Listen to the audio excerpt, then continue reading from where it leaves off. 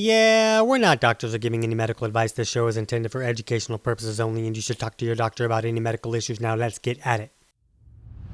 Welcome to Chat the Fat, where nutrition authors Nissa Graun and TC Hale are going to break down common low-carb mistakes. Let's chat all things low-carb, keto, digestion, and more so you can maximize your results. Hello, good people, and welcome back to Chat the Fat. This is episode 22. I'm TC Hale, and that's what they call me. And I'm with Nissa Graun, and that's what they call her. No, most people screw it up. Oh, yeah, they do. Do they miss Yeah. up the Nissa or the Nassa, or they call it Graun or Graun? Well, Graun is newer, so not too many people screwed that up, but the Nissa, my own grandmother calls me Nessa, so she can't even get it right.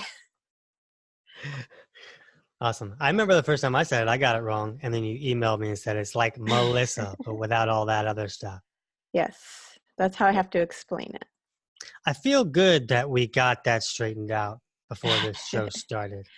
People will still screw it up because I say it the right way, and then they say it back, and they still say it the wrong way, and I say, yep, that's right. Yeah, people get my name wrong too. They pronounce it, you bastard idiot. And but they're not pronouncing it right. Nice. It's just Tony or TC. Yeah. Okay, so let's do a show. Let's do a show. What should we do a show about? So today we are talking about food sensitivities and food allergies. And a food sensitivity is also known as a food intolerance. And this occurs when someone has difficulty digesting a particular food. And once you eat a food that you're sensitive to, this can result in symptoms like abdominal pain, gas, or diarrhea. So the typical explanation for the difference between a food allergy and food sensitivity is this. A food allergy involves the immune system and can be deadly in some people, whereas food sensitivities involve the digestive system and will not result in anaphylactic shock like some food allergies can. But we should note that Tony doesn't agree with this fully, and once he explains how food sensitivities can be developed, you will hopefully understand why. But continuing to consume foods that you may be sensitive to will not only lead to misery in most people, but they can also stall your weight loss efforts entirely. Continuing to consume foods that you're allergic to can sometimes result in death, so probably not a good idea. Yeah, don't do that. No. So on today's episode, we're going to talk about some common food sensitivities for those following a low-carb or keto plan, and how continuing to consume these foods could actually result in a weight loss stall. We'll also get more into food allergies and why, beyond the occasional fact that you could die, you shouldn't continue to eat foods that might be causing a problem for you. Yeah, so the main takeaway for today's show is just don't die. No, don't. If you know that you're allergic to a certain food that causes a deathly reaction, definitely stay away from that food. We are very helpful. So, before we get into talking about this in relationship with keto, let's break down a little bit about what we're really looking at. Because the reality is that people are using food sensitivities, food intolerances, and food allergies interchangeably now. And it's not just people doing that, doctors do it as well. So don't feel like there has to be this line drawn between a difference between one or the other. I view a food allergy as a severe reaction, and most people with a significant food allergy know that they have it, and they've known that they've had it since they were a kid. Most of those a person has had since birth or very early in life, where a lot of what people would consider a food allergy or or a lot of what people will consider a food sensitivity or a food intolerance can be developed over time. So a person could do fine eating grains for 20 years, and then all of a sudden they have a sensitivity to it, and now it's causing problems. And it's really hard for them to figure that out because they're like, oh, well, I always ate grains. What's the big deal? That can't be what's giving me trouble. So there's some confusion there. But we kind of need to understand a little bit how these can develop. And, what you said is right, that if someone has like a peanut allergy, then the whole immune system is coming down on that when it comes in the body, and it can cause major reaction, throat closing up, anaphylactic shock, die, all that kind of stuff. But uh, a food sensitivity can be problematic because it can be causing a lot of problems, but you don't eat it and have this immediate reaction, so the person doesn't realize that that's kind of what's happening. So here's what happens is we eat, let's say we have a salami sandwich. And I'm not suggesting that you eat a salami sandwich. It's just fun to say salami sandwich. So when we eat that salami sandwich, the body breaks that down into all of these elemental nutrients that the body can use. So the body can't use a salami sandwich any more than your car can run on crude oil. Crude oil has to be changed into something else, has to be turned into gasoline, and then you can put the gas in your car and it will work. So if you just inject it into your bloodstream salami sandwich, it's not going to go well. You're not going to be energized that day, and if there's going to be other problems too. So what happens is we break the food down into vitamins and minerals and amino acids and fats, and we emulsify those fats, and we turn all of those nutrients into elemental nutrients, so that when they go into the body, they're into the digestive tract, they get absorbed into the system, into the bloodstream. Then the body says, hey, look, there's amino acids. I know what to do with that. Look at that vitamin E. I can use that for this purpose over here. I'm going to kind of take it over here and use that. But if that salami sandwich is never broken down, now it still has like its own identity. So when it makes it into the system or into the bloodstream and all those places, it's saying, hey, I'm a salami sandwich. And the body doesn't know how to use that, and it views it as an invader. So the body's immune system makes these specific immune response cells for that problem, and it tries to get it out of the body. And then when you eat a salami sandwich again, now that all these immune cells are created for that response, then you have a much bigger response. And you can have symptoms, anything from, a breakout or swelling, or your lips are purple, or maybe you're just tired, or you get a headache, all these things, digestive discomfort. They can all happen pretty quickly after you eat it, or like the next day. So it varies greatly from person to person and from symptom to symptom. So you can see that even when it's just a food intolerance, that the immune system is actually still involved, even though it's involved because of the digestive malfunction. So when people say this is more of a digestive response, yes, it is, but the body's immune system can still be involved depending on if these undigested food particles are getting into the bloodstream where they shouldn't be. So maybe the reaction is not going to be as serious as it would be for a peanut allergy, but since the immune system is still involved, you can see how they kind of can overlap, right? Yes. Cool. I can see that. Okay, And so we'll kind of get into that a little bit more, but let's kind of go into the stuff that we want to talk about with keto and all that. yeah, I think unfortunately for keto dieters, food sensitivities can come into play because a lot of our low carb favorites are actually among the foods that create the most sensitivity responses in most people. And while salami sandwiches are not on the list, mostly because people on keto don't eat salami sandwiches. All right. Not even salami made the list. But let's talk about some of the most common offenders when it comes to food sensitivities on keto. I should say that I don't know that I've ever had a salami sandwich. It's just fun to say. Yeah. Those are one of the things I missed while I was pregnant. I used to love just like having white bread, salami, mayonnaise, and nothing else. And you can't eat that when you're pregnant, so I missed it, but I'm good now. Right. All right, so let's get back to some of the foods that cause the most sensitivities. And these include dairy, eggs, peanuts, tree nuts, seafood, shellfish, and soy. Kind of a tongue twister. Yeah, I'm not going to try to do all that at once. No, let's see if any of our listeners can 7 times fast. Maybe they can record it and send it into it. Yeah, I do want to hear that.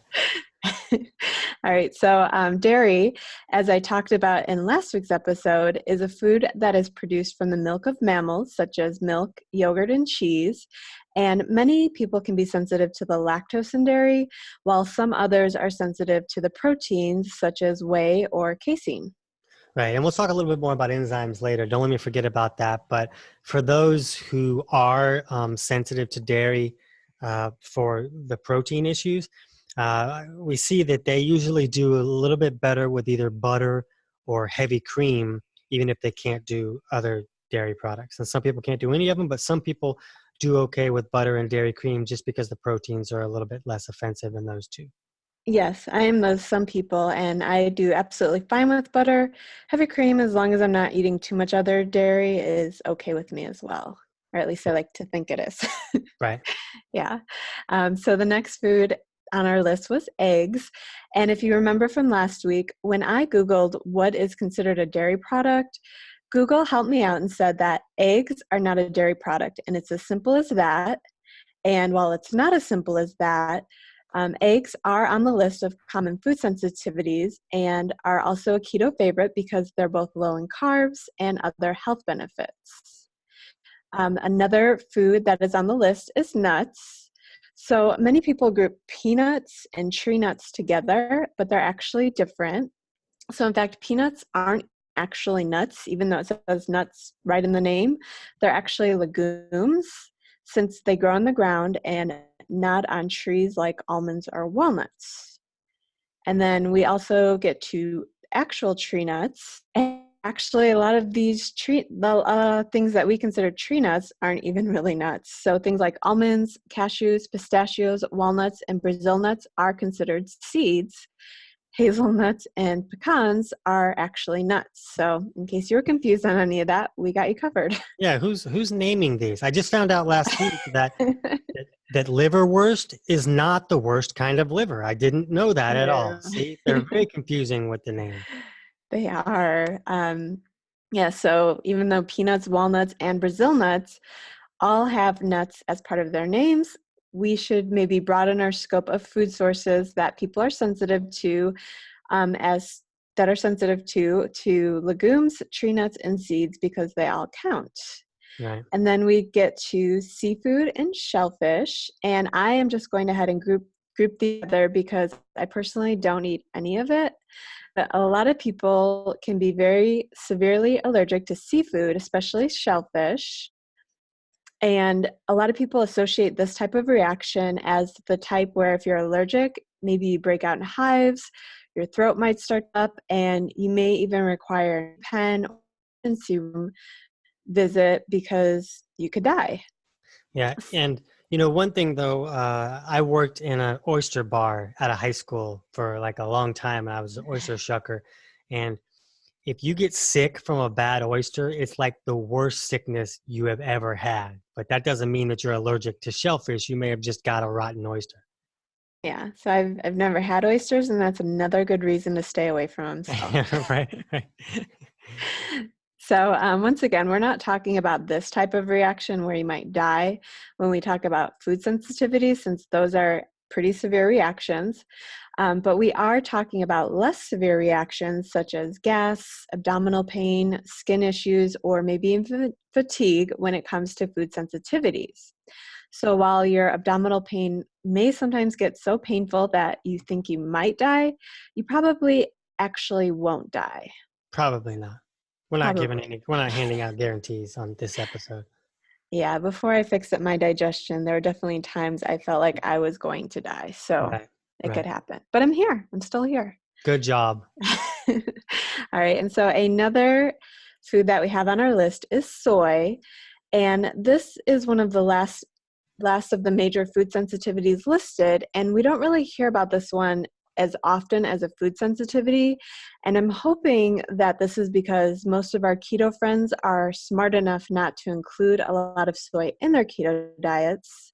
For me personally, beyond the occasional vegan ketoer that might send me a food log to review, I never really see soy listed as a food preference, even though it is lower in net carbs due to its high fiber count. But I don't thankfully see a lot of people eating soy. Now, why is including soy on a keto diet a bad idea beyond it being on the list of food sensitivities? So I don't, we're kind of moved past the thing where people thought, oh, I have to eat this cardboardy soy stuff because it's the healthy option. It's better than meat. And most people know that that's not the case now. But one of the really things I don't like about soy is that it can just be estrogenic. And a lot of women are having problems because their estrogen is already high. And then soy can mimic estrogen and make it appear even higher and cause even more problems. So there's a lot of in-depth stuff that we could look at in that regard, as far as, causing fertility issues and even very severe issues that have to do with like the C word and stuff like that. But I just, whether someone has a sensitivity to soy or not, I like to see if they can just avoid it. I mean, it's not delicious, so what's the point? If it's not healthy like we thought it was, pick up something else. Yeah, and even though I don't see it in a lot of food logs, a lot of people are shocked to find out that soy isn't really a great option for them. So hopefully this will help some people out, especially like if you're using something like soy sauce in a recipe, just switch over to coconut aminos. It's a really easy swap and you're not getting that soy that could be reducing fertility or triggering premature puberty. I mean, a lot of us are past that, but it's definitely helpful. You can help your family and friends out with this tip. Yeah, I think I'm hitting that this week, so we'll see how that goes. My voice Yeah, may change. I'm not sure a lot of people listening to this podcast are before that, but maybe they have kids. So now they know Right. to help their kids out. Right. All right, so let's talk a little bit more about the differences between a food sensitivity and an allergic reaction, which you kind of already talked about. We'll go a little bit deeper into that. So food sensitivity, as I stated at the beginning of the podcast, a food sensitivity usually results in discomfort like abdominal pain or maybe even gas. Whereas a food allergy, you can either have an immediate urgent reaction or a chronic reaction to foods that you're allergic to. So an urgent reaction will include symptoms like hives or your throat closing. You might experience some wheezing or inability to breathe. So you definitely know you're having an urgent reaction. But you could also have a chronic reaction, and this will include symptoms like eczema, asthma, maybe you get flushed cheeks, or even sinusitis. Did I say that right? No, you didn't. But let's Okay. give you up to 7 Sinusitis. more tries just to see what happens. Sinusitis. Sinusitis. Okay. Sinusitis. I saw the S, but I didn't know how to read it right. So it was there. Yeah, like I've had clients, and I think that this happens with you sometimes when you have too much cheese that you kind of, does your nose run? Is that what happens? Yeah, it used to happen when I had too much. Now it pretty much happens right away. So, that a lot of times, and if this happens with a cold, it's kind of the same thing. Yeah. So when you see reactions like that, a lot of times, even when you have a cold and your nose is running, a lot of times that's just another strategy that your body has to let me get this out of the body. I'm going to push it out of the body in this river of snot.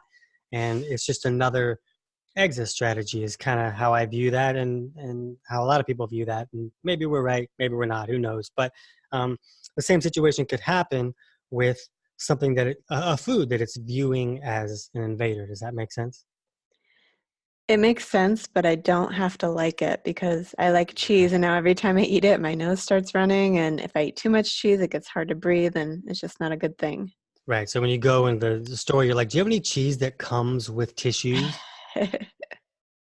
Yeah, it's not fun. So this next statement you might not agree with, judging by what you said at the beginning of the show. But when I was researching this topic, I read that a lot of people who have chronic allergic reaction to foods confuse these reactions with food sensitivities, or maybe they just think they're having a bad day. So these reactions that I'm having, I always thought were a food sensitivity, but in my research, I was told that it was actually a food allergy.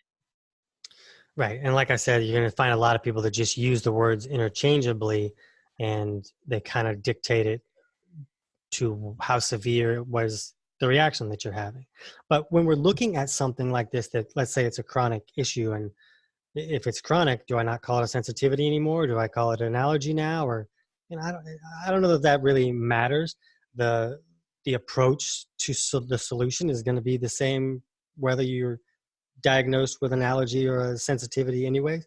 And don't you hope we get to that today? Wouldn't that suck if we just talked about how sorry all of this is, but we didn't talk about what to do about it? We still have a lot to get through, so we'll see. Yeah. So, but when you think about it, when you are sick and you have a cold and all your resources are going towards fighting off this invader, not only is your energy lower, but you can just feel lousy. You can be like a little more emotional. And like when I'm sick, I just ball up in the fetal position and cry at old episodes of the Brady Bunch just because, emotions are elevated. Yeah, because I'm macho. Why? And when I'm sick, I am not macho whatsoever. But my baseline for macho is pretty low as it is. But in any case, so a person can just feel lousy and they just think, oh, I don't feel great today. What is wrong with me? And this is just a day where I'm not feeling great. They don't associate with the fact that, oh yeah, I had pizza last night, and maybe the cheese or the grains in there are causing the problem. So a lot of times these people are just wiped out all the time because all the body's resources is going towards dealing with something that it's viewing as an invader. So whether that activity causes fatigue or headaches or stomach discomfort or all these kind of things, it can cause a lot of things. But the person is just like, man, well, I suck. I'm just falling apart. When really you just lay off the legumes and you might feel better.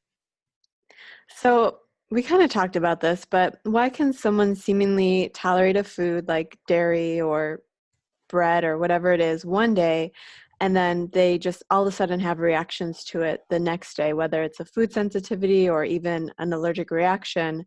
Why does it seem to come on so sudden? So there's a lot of issues that dictate how digestion is doing. So if a person doesn't have the resources all of a sudden to digest correctly, maybe food is getting through that is not broken down properly.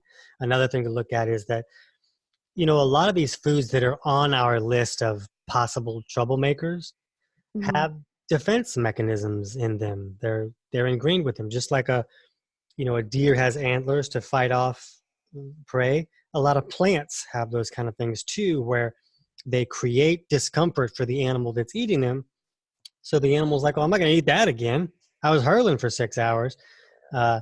So that's kind of the case. And with us, like, if you just pick some wheat out of a field and just ate it, like, you would not feel very well because that plant has a lot of defense mechanisms in it. But then we process it to the point to where all of a sudden it's usable to turn into something and allows us to consume it without immediately feeling bad. But we got to kind of wonder, were we really meant to process this into something that we can eat without feeling immediately horrible? And we see that for some people it does cause problems. So some of these defense mechanisms can magnify the ability of a food to create what we like to call leaky gut, where you're actually creating increased permeability through the digestive lining. And then instead of just nutrients getting through, actually food particles can get through. So maybe a person's digestive tract became compromised and then the food started becoming a problem, whereas before they always did fine with it. Or maybe their digestion is just not doing well that week for many possible reasons. And maybe they can't break the food down all the way, so now it's getting into the system while it still has its own identity. Does that make sense? Yeah, and if you were to look at, say, like a group of 10 people, how many of those 10 people would you guess have some kind of leaky gut issue? Would any of these people be like realtors or lawyers, or do I like these people? Like, what's the... Okay, so Um, yeah. I will say that out of 10 people that come to me for help, that 9 of them will need digestive help. But keep in mind that a healthy person isn't going to go to someone for help. You know what I mean? So if you lined up just 10 random humans, you might only find 5 or 6 that needed digestive help. But if somebody has any type of health issue, they almost always have digestive issues as well, whether those digestive issues are creating the problem or whether the underlying cause of the problem is also now causing digestive issues. So you never know. And then once you have that leaky gut, do you think too much exposure to a food that you're sensitive to is going to make your reaction even worse? Right. So, if you have an argument with your neighbors, then that might be an hour in your life that was not very pleasant. And then by the end of the day, you're watching an old episode of Alf and you're laughing and everything was fine. Are you old enough to know what Alf is? Yes, I know Okay, Elf. It good was when job. I was young, but I know Okay. him. All right, good job. So, but if this argument with your neighbors turns into a feud, then all of a sudden the reaction to the daily episodes of yelling and screaming and throwing M80s through their window and whatever is going on is going to magnify. And that's kind of how it is with your body. The more that your body is creating an immune response to this invader, the stronger the body is going to want to make that immune response. Because like, man, we can't get rid of this invader. It just keeps showing up. We got to try more things. And the expression of how you experience that symptom of the immune system uh, accelerating can get worse and worse. And if you are fighting with your neighbor and you do have Elf living with you, you can send Elf over to eat their cat and they'll Right. never know. Yeah, Solved. I watched Issue it. solved. Okay. So some people might be excited to hear this because I know as a former yo-yo dieter of so many years, I did not want to eat my vegetables, but everyone tells you that you need to eat your vegetables. But that's actually one of the foods that people can be really sensitive to. So there's a few different reasons and a few different categories of vegetables. So vegetables have a high fiber content, which can make them harder to digest, especially if you're not cooking them and you're eating them raw. And the nutrients from vegetables are harder for us to absorb than those found in animal food nutrients, which can also cause an issue. And like you just talked about, a lot of vegetables contain naturally occurring defensive chemicals designed to harm the creatures who eat them, which is us. We're the creatures eating them. Hi. So a lot of people can be sensitive to different categories of vegetables. And this first one is hard for me because it contains some of my favorite foods, but I am unfortunately recently sensitive to them. And those are the nightshade vegetables. Right. So if people are confused about what nightshade vegetables are, because I know I was for a long time, but they can include things like bell peppers, tomatoes, eggplant, regular potatoes, hot peppers, or even spices like paprika, chili pepper, red pepper, and cayenne. Or even And so, pepper. Like oh, just even, standard, yeah, just even pepper, standard pepper. Yeah. which I also can no longer eat. It's funny because growing up, I hated pepper on everything. And then I finally started using it and I finally started liking it. And now I can't use it because even a little bit gives me a headache for days. Right.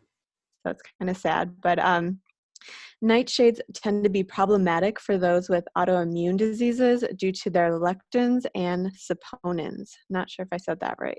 But in this, if you go to kickitnaturally.com and you search for autoimmune, you'll find an episode that we did about autoimmune issues. And a lot of the autoimmune issues that people are experiencing are actually like sensitivities or allergic type reactions to specific foods. And there's thousands of people around the world now. This is not like, oh, some guy tried this and it worked. Like there's thousands of people who are removing the symptoms that they experience from their autoimmune disease, quote unquote, by simply removing specific foods. So it's a pretty powerful situation. And I've seen people who've had like severe eczema issues. Like when you pull their hair back, their scalp looks like, are you a demon or something? Like it's just wrecked. It's just ruined. And they can remove grains for 2 or 3 weeks and it's just gone. And as soon as they put grains back in, they're a demon again. It's pretty amazing. Yeah, and a lot of people, don't think to include nightshade vegetables as something that they could be sensitive to because they're vegetables. We all need to eat our vegetables, right? Right. But they contain, like I just talked about, the lectins, which are a class of sugar-binding proteins that protect plants from predators. And while animals also have lectins, it's important to note that not all lectins are harmful, but some of those nightshade vegetable ones can be. And then the saponins can contribute to leaky gut, which we just talked about, and they can exaggerate an autoimmune response. And And go ahead. according to Dr. Sarah Ballantyne, of all the foods that are restricted on a paleo diet autoimmune protocol, nightshades are actually the least likely to be reintroduced successfully. And I wanted to include this because it makes me sad. Right. And it is rough. And I have had some issues with some of those in the past as well, and have been able to reintroduce most of them now. But I think they're like eggplant, I think I don't super do well with, and like uh, peppers, red peppers, those kind of things. Um, I just, I haven't checked in 6 or 8 months or so, but last time I did, I didn't do great with those either. But a couple things I want to touch on when we're talking about vegetables, because people are like, well, people told me to eat raw vegetables because they're better for you. And they say that because a raw vegetable still contains the enzymes that will help break that food down. And when you cook the food, you kill the enzymes. So in that regard, yes, it is better for you to eat it raw, but you can access a lot more of the nutrients if you cook it and make it easier to assimilate. So we like to cook our vegetables, maybe eat some raw vegetables from time to time, like a salad and stuff like that. But then we use digestive enzymes by adding in those enzymes and cooking the vegetables. Then you get the best of both worlds. Okay, and then so nightshades aren't the only ones that people can be sensitive to. Some people might also be sensitive to cruciferous vegetables, and these might include broccoli, kale, which everyone says is a superfood, cabbage, cauliflower, rutabaga, turnips, or Brussels sprouts. And so these kind of veggies can cause digestive distress and may be problematic for those people who suffer with IBS, which is irritable bowel syndrome. And this is chronic gas, bloating, diarrhea, constipation, and other kinds of stomach discomfort. Yeah, just And, don't hear that and then think, oh, if I have IBS, then maybe I'm just having a food sensitivity issue. You very well may be, but there's also other digestive issues that may be broken that are creating either type of IBS that you might be dealing with. So if that's an issue for you, definitely find our IBS episode on Kick It Naturally so you can understand all the possible causes of that. and you may have included that in the episode, but in case you didn't, the cruciferous vegetables can be problematic due to their high sulfur content, which is sometimes that rotten egg smell you get when you cook some of these vegetables, which now I love broccoli and cauliflower, so the smell doesn't bother me, but I know before I ate either of them, I could smell it a lot more. Right. And then I'm not going to be able to say this word, so you'll have to help me out, but they contain an oleosaccharide. Is- Oligosaccharides, right. And then Yes. saccharides. Yeah, so they contain that called raffinose, which humans do not have the enzyme to break down. So it passes through the stomach and the small intestine as undigested. And are we going to talk, do we have a place to talk about enzymes at all, or should I do that a little bit now? You can do that now. Yeah, so like especially with like dairy, a lot of people just don't have enough of the lactase enzyme to properly break down dairy, and that's why dairy gives them a problem. Again, like Nissa said, it could also be the proteins that's giving them a problem, but a lot of people can just take a lactase enzyme and do much better with dairy. And a lot, like we use an enzyme called digestazyme, and it has a little bit of lactase in there, and I found that that's usually not enough to correct that enzyme deficiency that a person may, they usually need to use another just enzyme that's just completely lactase as well. So they get a higher dose of that enzyme and then they can do a lot better. So if you have dairy issues, it's worth testing that out to see if, oh, I just needed the enzyme, or maybe I'm having trouble with the proteins and I need to avoid it for a while. Okay. And then the next category of vegetables that people are sensitive to, because there's all kinds, are the Fodmaps. Are you able to say all the words that Fodmaps stand for? No, All right. I've never really dug into that one too much because I always just tell people just fix your digestion and shut up. Well, when I started a pretty strict elimination diet, they had me steer clear of the Fodmaps, which if you're not sure what it is, go on Google because there's a lot of big words in there that I probably can't pronounce. But I did learn that FODMAPs are substances that are poorly absorbed by the small intestine, and they can interact with gut bacteria and create gas. And they can also be osmotic, which means that they can increase the volume of water in stool. and the gas or the liquid may contribute to IBS symptoms. Right. It's just So, making water go to the wrong place, basically. yeah, and some of the foods that are high in FODMAPs that ketoers may need to avoid include dairy products with lactose, some vegetables like onions, garlic, and cruciferous vegetables we just talked about. Also nuts, which include cashews and peanuts, and then artificial sweeteners. You may have noticed some of these give you gas pains, and a lot of the problematic ones are the sugar alcohols. So these are the sugar alcohols that end in the letters OL, like erythritol, xylitol, and even those that don't, like isomalts, which is found in sugar-free gum and mints and cough syrups. Cool. That was a lot of words. It was. All right. So beyond the obvious symptom of death, how will someone know if they're sensitive or allergic to a specific food? So one thing that's important is just to kind of understand a lot of the common symptoms that come along with these food and sensitivities. And I'm not a big fan of a lot of the allergy testing that's done. They've been coming out with some new things that may be a little bit better, but like I'm not a fan of the skin. I'm going to scrape the skin and then we look at the places that have the worst reaction, and those are the foods that you're allergic to. I'm not a fan of that because you're introducing that food into the body in a manner that it's not supposed to be introduced to. That your skin doesn't digest your food for you. Those foods should be introduced into the bloodstream in a way that where they've been broken down into elemental nutrients. So any food that way could give the appearance of, oh, I have a reaction to this food. So I don't love those because you leave those things with this list of foods that's like, oh my gosh, I can only eat, lemon juice. So I'm not a huge fan of those, but what's really great is to do the type of elimination diet that we talk about, which can be hard to do, especially if you just came from the standard American diet. Maybe you just went to paleo or low carb and you're just trying to eat real food.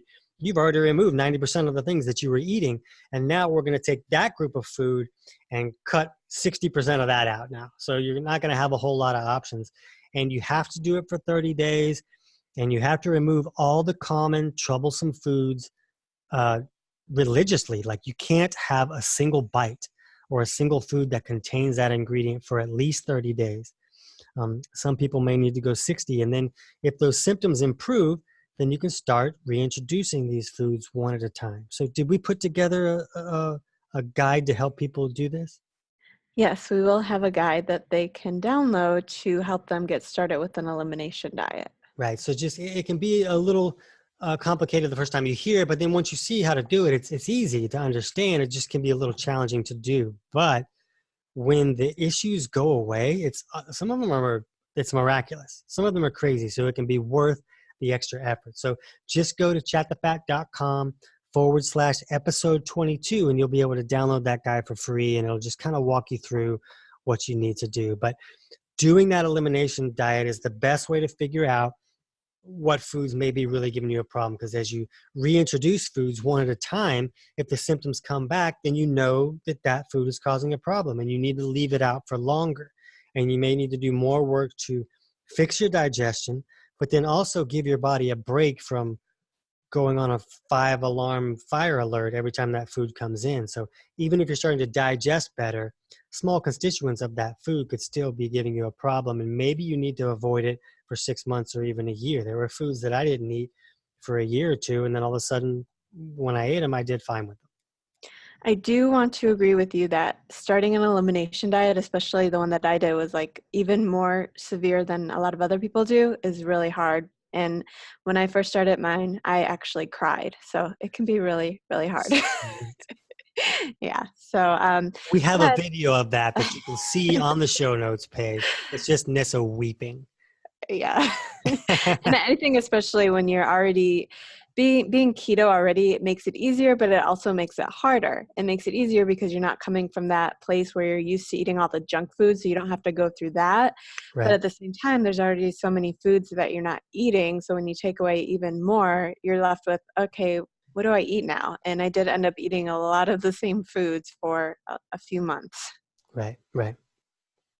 Okay, so why might continuing to include a food that you might be sensitive to lead to a weight loss stall on keto or maybe even weight gain? Well, like we talked about how the reaction of the body to something it's viewing as an invader can start to magnify and escalate. Um, the body can be like, okay, what can I do with this? Can I shove it in fat cells to store it until the coast is clear?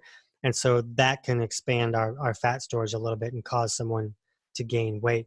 Um, but all these resources going towards fighting this invader can also take resources away from digestion or the liver removing toxins and all these other things that the body has to do. And a lot of those activities, when they're not done as well, can lead to weight gain. And so some people start keto and they include all of the keto fun foods, which when I'm referring to fun foods, I'm talking about like cheese and nuts. And they start keto and they start seeing really great results on keto for a long time. And then one day the results just stop. And maybe they have a weight loss stall or they start to regain some of the weight they lost. So why are they okay including these foods for a while and then all of a sudden it results in a stall? Well, one thing is that the stall may or may not be from the foods. It could be from just the drastic reduction in insulin. Could have created a lot of weight loss initially, but maybe they have a lot of other issues that are not corrected yet that are still causing weight gain kind of in the background, whether that be a liver that's not working well or bile that's not flowing well, something else is creating an inflammation type response, all those things. But the same goes with a food sensitivity. They may have been sensitive to that food, but they've already dropped a lot of the weight that was easy for the body to dump, but now it's still dealing with these other issues that's causing it to store some. So the body can be in the middle of storing some things in fat cells while also dumping a bunch of other stuff out just because insulin had the chance to come down. So it's not weight loss is not a calories in, calories out thing. We know that. It's not that simple of a formula. There's a lot of factors that go into your abilities to succeed at that. And just because you fix one issue doesn't mean you fixed all the issues. What other things were you looking at talking about in that regard? Was there some other thing that maybe goes on with food sensitivities that I didn't mention there?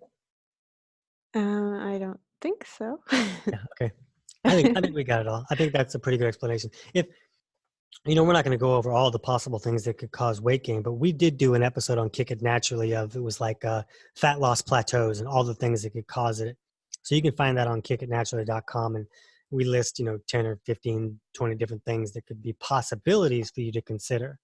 Oh, I did have a few more things that could cause weight loss stalls on keto. And one of the things we didn't really talk about was artificial sweeteners. And Great. even those keto approved sweeteners like stevia or erythritol, those can definitely cause a weight loss stall. And something else that people may never think of is coffee. And those contain proteins and salicitates. How do you say that? I don't know how to say that.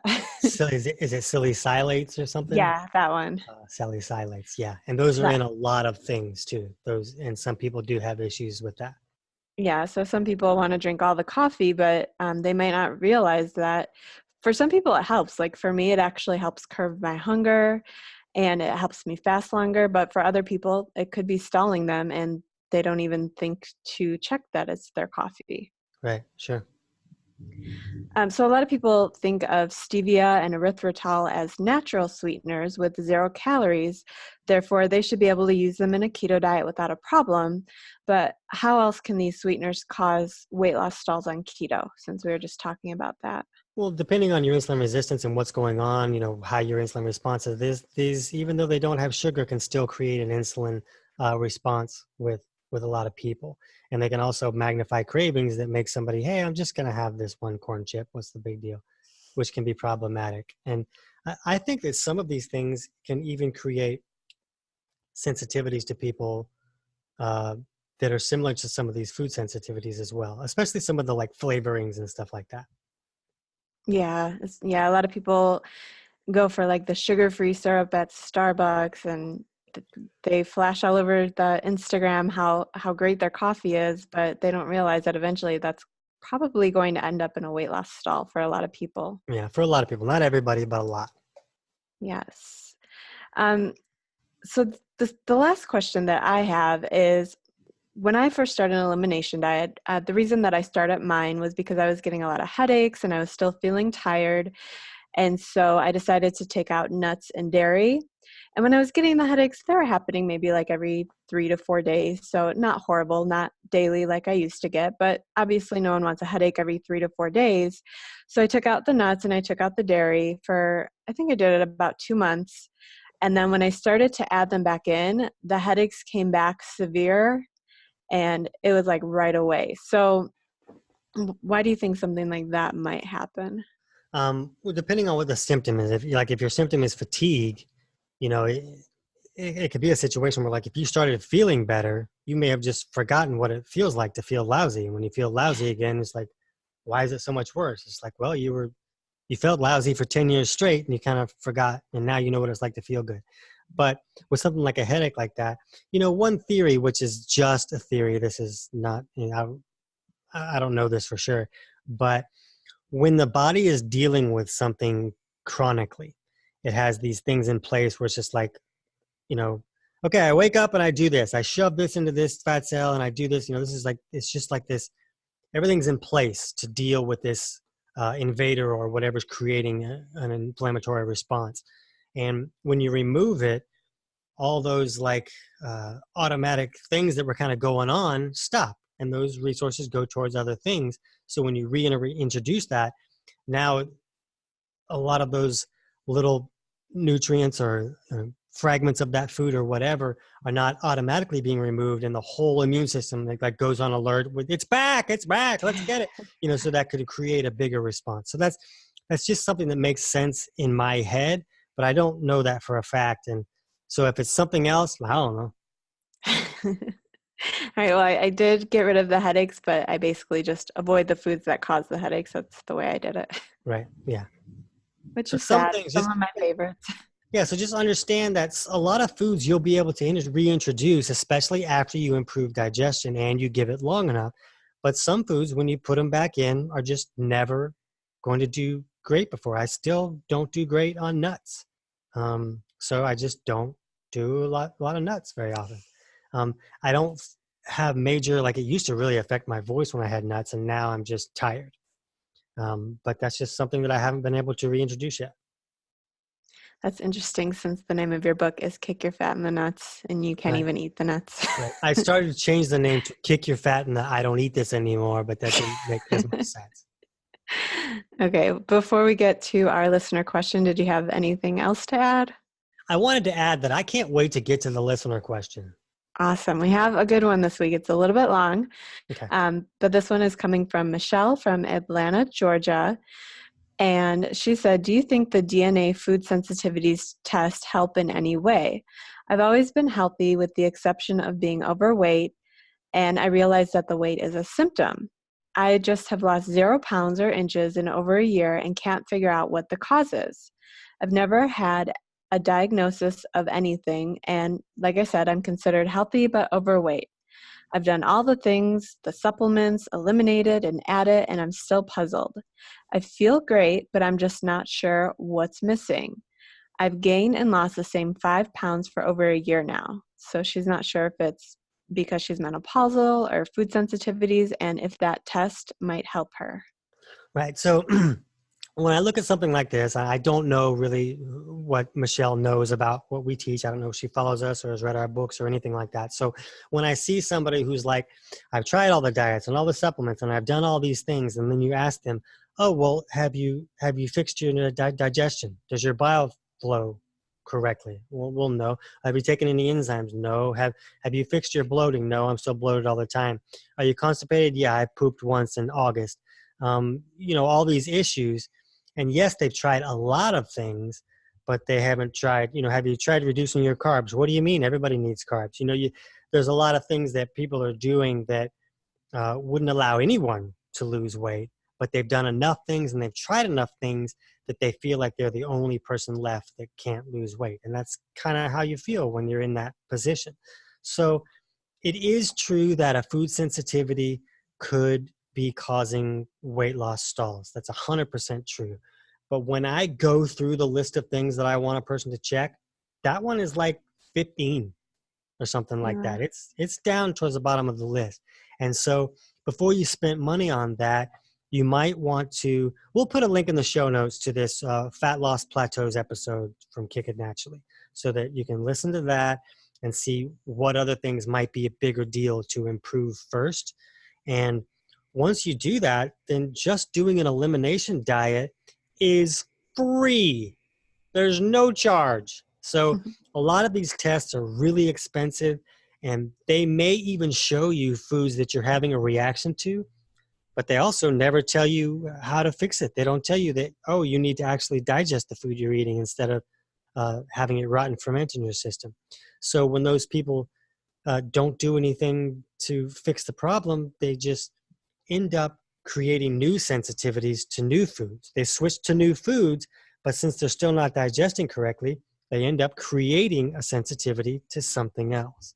So I actually do know Michelle. I've worked with her in keto challenges, and she's been in our Keto Decoded membership. So I know that she definitely follows our work and understands. So for someone like her, who she has tried all the things and she's put the work into it, do you think something like carnivore could help her? it really could. And the reason is because very few people, I don't know if anybody, has a sensitivity to steak, or chicken. I did meet someone who is allergic to chicken. Well, I wonder if it's because somebody called it an allergic reaction because they feel horrible when they eat it because they can't break it down and it's just rotting, fermenting in them. And that could be what it is. Who knows? Maybe somebody's allergic to chicken. I'm not against that being true. But something like carnivore is great because you eliminate everything. But you could also, if that's too difficult for you, just do a significant elimination diet, go to the next level, do the, what's it called? The autoimmune protocol. Autoimmune version. Yeah, do the autoimmune protocol so that you're really removing everything. And that might allow you to have a little more variety, see how that goes. If that doesn't go well, maybe you take it a step further after you've adapted a little bit and you try just carnivore. But I just see a lot of people do crazy things by eliminating a lot of the foods that are causing problems while they're also fixing digestion as well. Okay. All right. So hopefully Michelle can try that out and report back if she has any success. Yeah, come in the group and let us know what happens and what you had to give up and which foods are coming back and causing the problem. Just be sure to put them back in one at a time every few days. Don't be like, okay, I feel great. Let's try these 6 foods, because then you don't know what caused the problem. Yes. All right. So today, speaking of food sensitivities, and when I went on my elimination diet, I cut out a lot of like dairy products, a lot of nuts, basically everything that you would eat in fat bombs, I had to cut out. Right. So I started using coconut butter, which some people also know as coconut manna, which I actually didn't know they were the same thing at first, but they are. So I went with the Nutiva coconut manna that I get from Thrive Market. So I thought we could do a review on this product today. Yeah, my review of that is that make sure you understand that coconut manna has a little more sugars and carbs. It's not the same as coconut oil. So you just, be aware of that. But I like it. And I like Nutiva. I like that one. I think I've tried a couple others and they seem similar and fine, but I like to use manna in like fat bombs and stuff like that. So I don't have to use things like sweeteners and things because it has a nice little flavor to it. Yeah, it does. Do you use it for anything else beyond fat bombs? No, I haven't lately. I may have before in like some recipes where I was, doing baking of things and stuff like that. Do you put it in that? One thing that I like to do is if you have something like strawberries or blueberries, just a little bit, you don't want to get your carbs too high with too much of that. But if you have a little serving of that, and then I just like to melt a little bit over those, it tastes really good like that. Oh, that's fun. Yeah. But with the fat bombs, I know that some people have had trouble because I do have some coconut manna fat bombs on my website, and some people have trouble with it because it's a little bit more difficult to cook with. So when you try to melt it down, you just have to do it slowly, and you have to do a lot of stirring to get it right. And so that you don't burn it, kind of thing. Yeah, you don't want to burn it. And it's been a while since I made them, but it's a little bit harder to work with. But it definitely does give a different taste, and I like it. Yeah, I do. I mix it with coconut oil usually. I usually don't do it just by itself, kind of thing. But you can get it at pretty much any health food store, any Whole Foods, Sprouts, whatever. You're going to be able to find it. Yes, and I get mine from Thrive. We actually do have an affiliate link for Thrive that we can add to the show notes as well. So if people want to save 25% on their first order at Thrive, I definitely recommend it. I've always heard of Thrive. I never used it because I use Amazon, so why would I need Thrive?